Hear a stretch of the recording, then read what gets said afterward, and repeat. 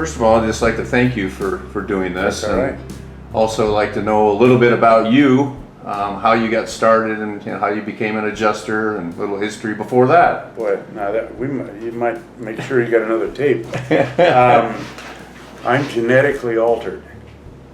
My dad was an adjuster, worked for GAB, started with GAB in 1945. Wow.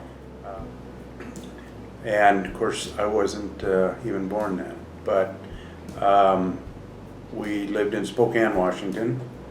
When I was 3 years old, my brother was 3 weeks old. My dad got a promotion with GAB and was due to become the branch manager in Butte, Montana, of all places. So we moved to Butte. My mother, as her story is, was debating whether or not she was going to go or stay in Spokane, and my dad could go by himself, but she wasn't too excited about Butte, Montana. Anyway, we lived there for 8 years, and then my dad got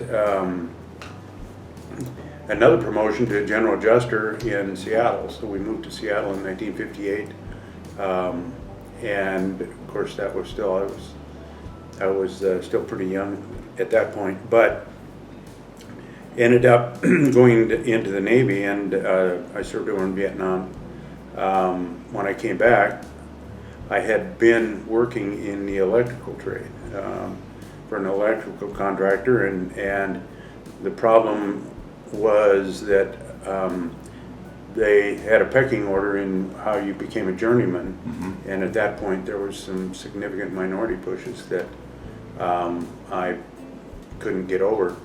And the funny thing was, my name was on the list before I went into the Navy in '69. In 1984, I got a letter from the union saying that my name had come up. So that was obviously years and years past. But when I came back, my dad had left GAB and bought an independent adjusting company in Seattle, bought an attorney who had done liability work, and so he said, you want to come down and give this gig a try, and if you like it, you can stay, and if you don't like it, you won't hurt my feelings. Right. So I did that. I'd worked on cars and had quite a bit of mechanical aptitude, and my dad was a fire adjuster, so we were kind of greasing the skids in different directions. He I think, wanted me to start handling property, but that wasn't my interest. It was actually more on the physical damage side. So I started there in 1973,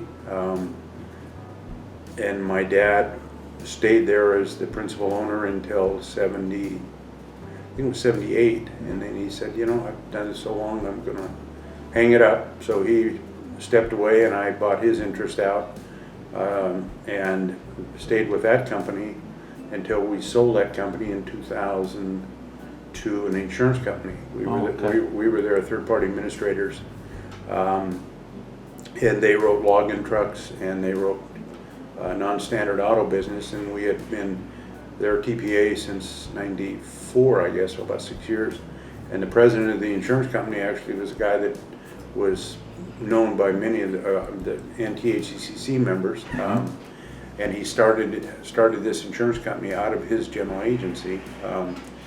Anyway, bought that, and during the course of my time at the company was Allied Pacific Adjusting Group, I had met Ralph Reese through an affiliation that we belonged to, not in the heavy equipment side, but more in just the general adjusting side.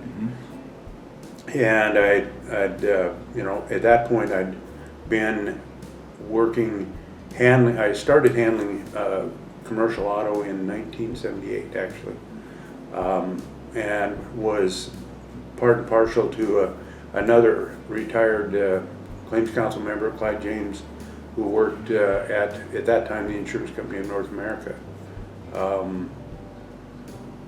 So I was handling, I was handling heavy equipment for INA, and Ralph had suggested that I join the claims council.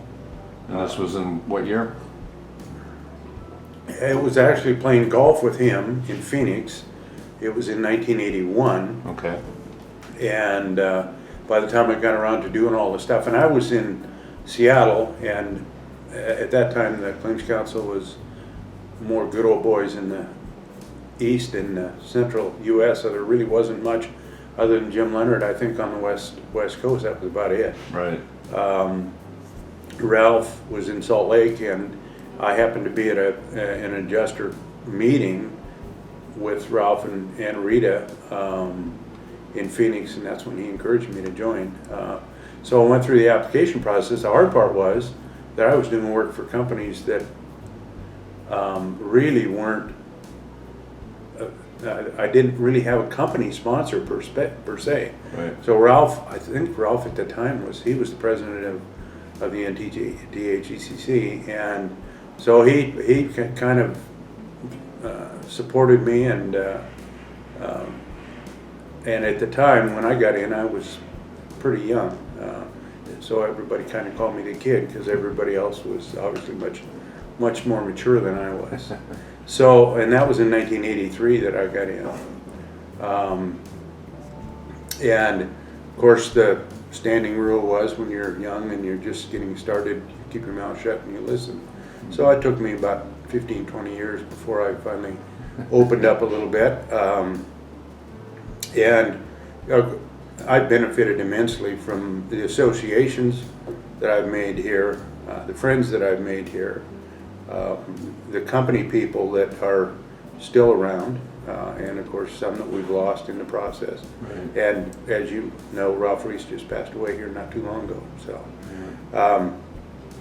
but the organization has certainly evolved from when I was the young kid and was taught to keep my mouth shut, and you know, the group has certainly grown. One of the things that I was the administrator from, I guess, 1993 or 94. I took over for Earl Fuller. Some of the funny things that I remember was we weren't using the internet at all. Oh no. We did not have, I had a real bright guy at my adjusting company. He was a Russian kid, and he was actually the one that developed the first website for the NTHECC. And we hosted it on our servers for 6, 7 years, 8 years, something like that.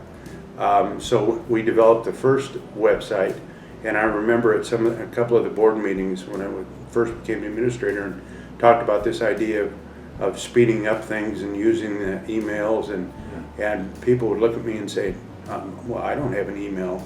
What is email, you know? And so we have evolved immensely since then, and when you think of it, it's what, 20 years ago? Oh yeah. So we as an organization have come a long way in that 20-year time window.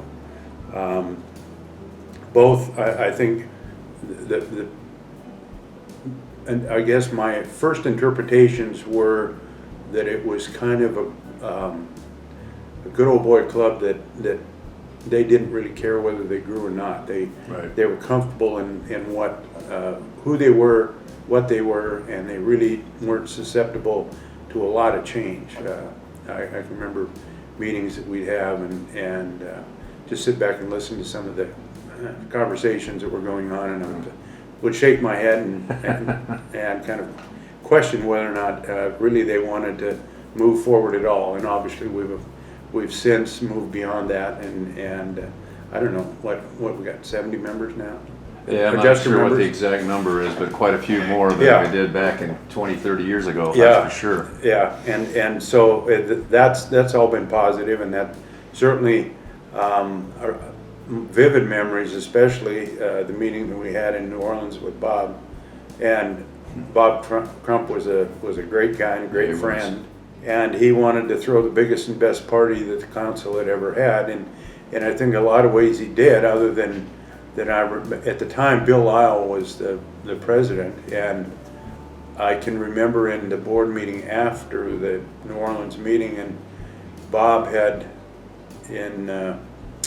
miscalculated a couple of things that happened at that meeting. One was that anticipated they were going to have a hurricane hit New Orleans 5 days. It was scheduled for 4 or 5 days before the meeting, and Bob had reserved like 250 rooms at the Royal Sonesta Hotel.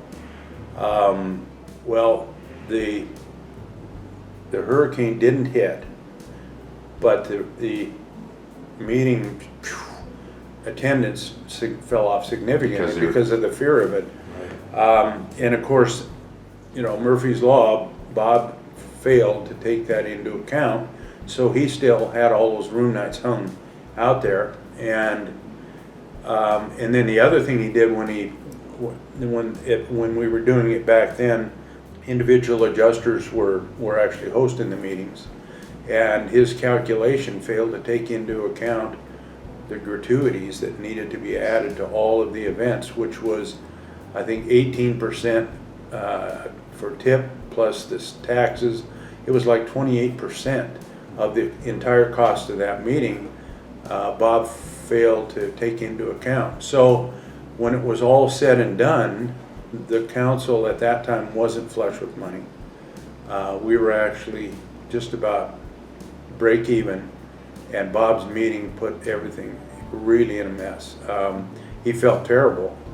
And Bill Lyle called me and he said, would you go down and help Bob straighten this mess out with the hotel?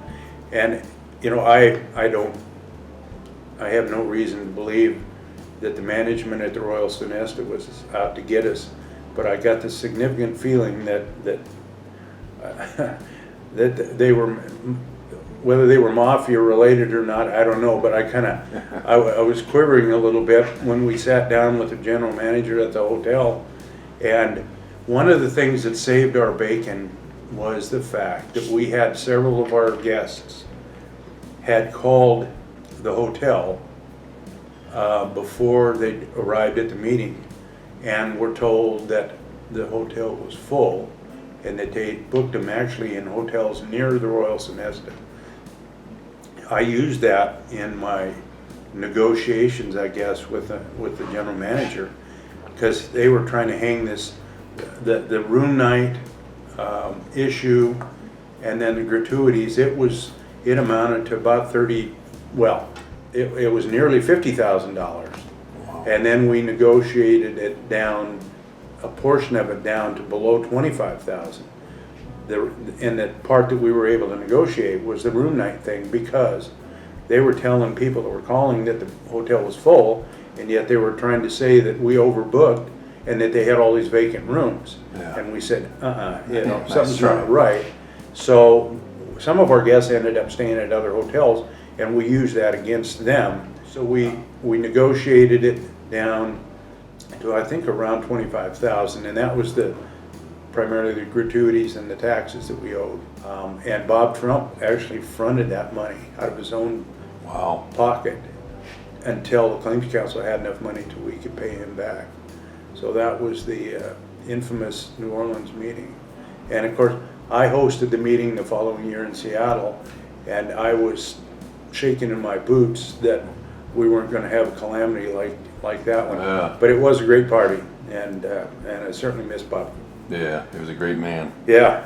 Really enjoyed him when I got a chance to, spend time with him. He was always very open, very friendly, just a great guy. He was one of a kind, that's for sure. Yeah, that's for sure. So that's I guess, and going forward, then I relinquished the administrator's role after I had a heart bypass in 2000, and then Tom Fergus took it over after that and did a great job. So. Yep. Anyway, that's my reflections of the Claims Council. That's very good. They, I know back, I think when you came into the council, they didn't test. From what I understand. No, I did.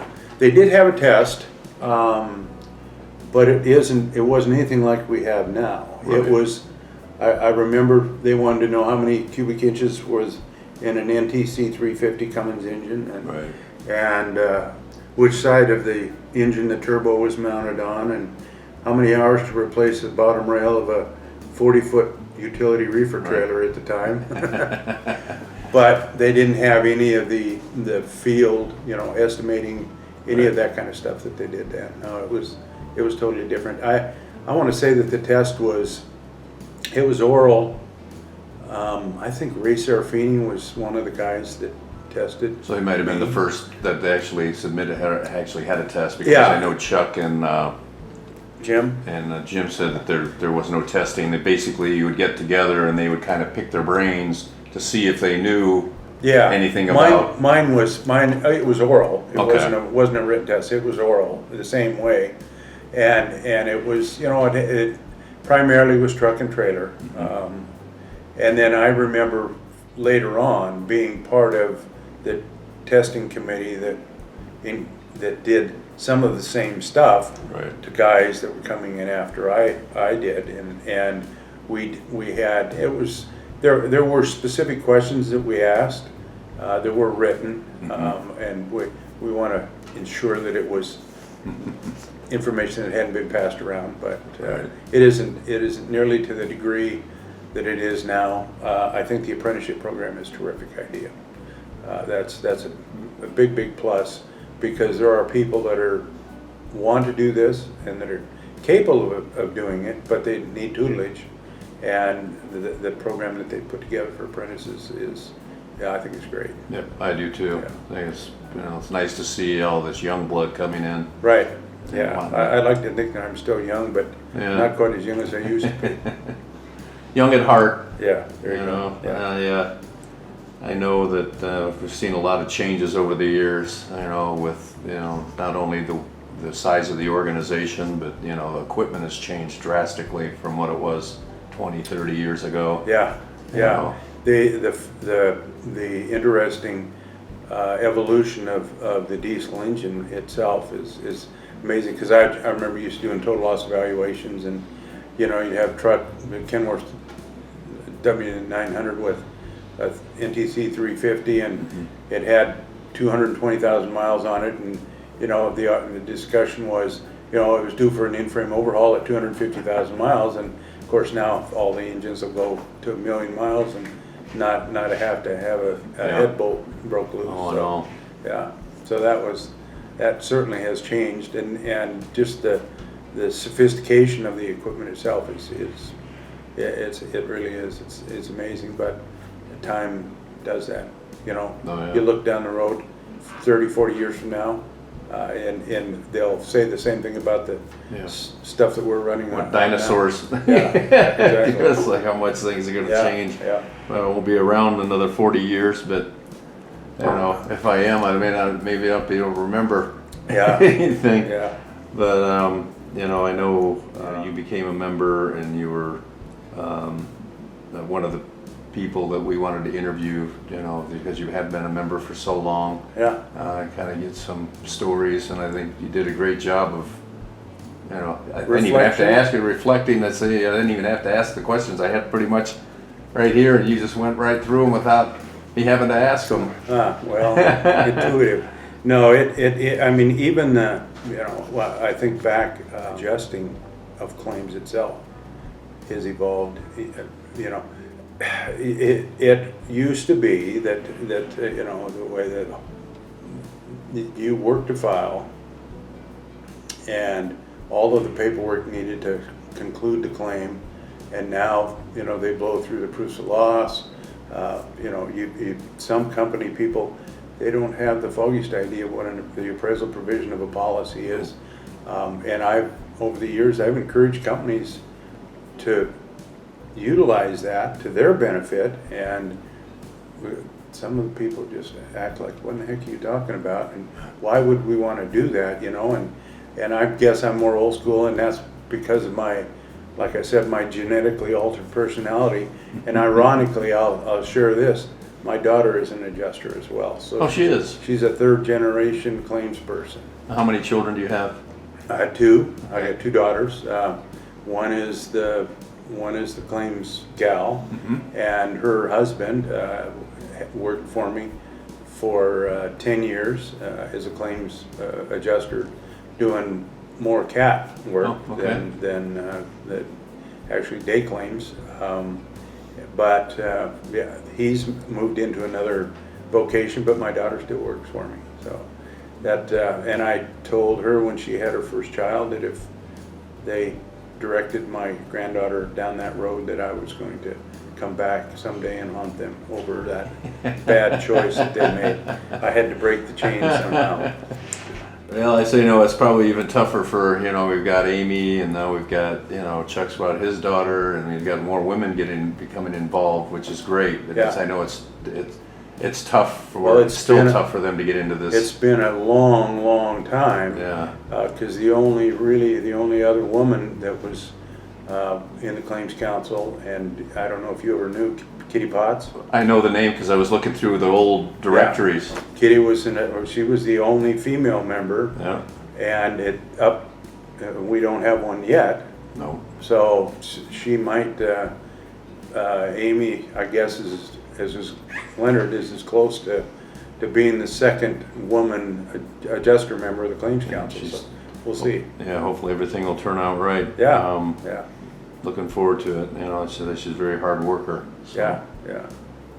So anyway, that's, over the years of getting to know both company people and like I said, some of the adjuster members, those friendships they will be there long after we're don't work in the claims business or whatever. So it's been great camaraderie that I've been able to develop over the years with a lot of these guys.